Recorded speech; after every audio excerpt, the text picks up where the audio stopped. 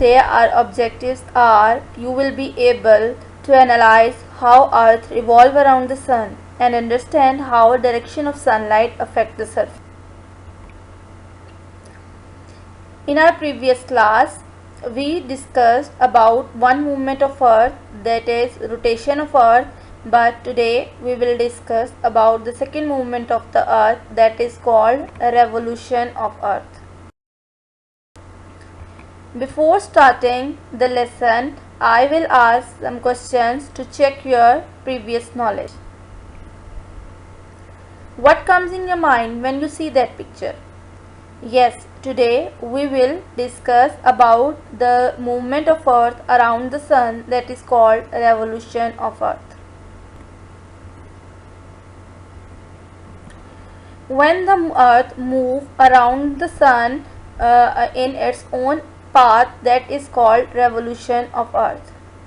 Earth completes its one circle or around the Sun in 365.25 days. The orbit or the path on which Earth moves around the Sun is called orbit. Seasons are caused due to the tilt and revolution of Earth. Duration of Earth revolution. Earth takes 365 into 1/4 days to complete its one circle around the Sun. But in calendar there are only 365 days.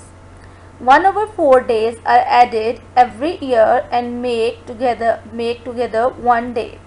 That extra day added into the February after every 4 years, and that year giving February 29 days instead of 28 days. That year is called leap year. The hemispheres. There are two types of hemisphere. Latitudinal wise there are northern and southern hemisphere, and longitudinal wise there are eastern and western hemisphere. But today we will discuss about northern and southern hemisphere. The Earth is divided into two equal halves. Each half is called northern hemisphere. The upper half is called northern hemisphere and lower half is called southern hemisphere. An imaginary line that divides the Earth into two equal halves is called the equator. Only one hemisphere of the Earth experience more sunlight. That hemisphere leans toward the Sun, experience more sunlight or summer season. The other hemisphere experience less sunlight and have winter season.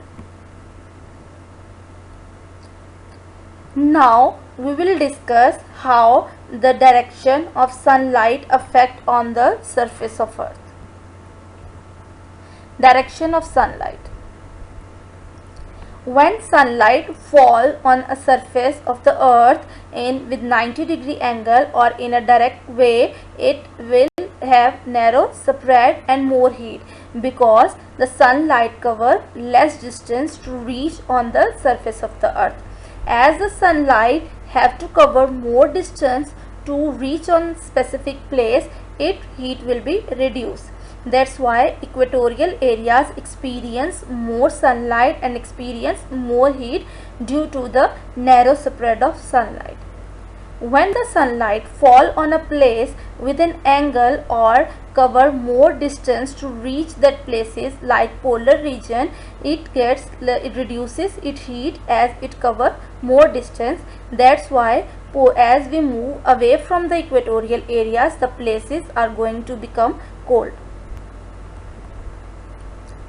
This direction of sunlight giving different zones or different climatic zone to the Earth.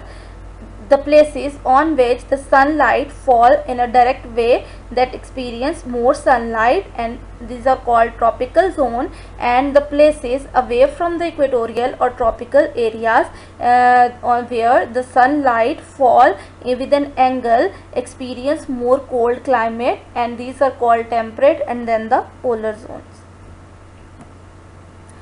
Indirect sunlight, you will see in the picture, when the sunlight fall on a place with an angle, it gives the cold climate or cold climate to the surface. but when sunlight fall on a surface of the earth with in a straight way or in a direct way, then it will give the hot climate to that place. This is our today lesson.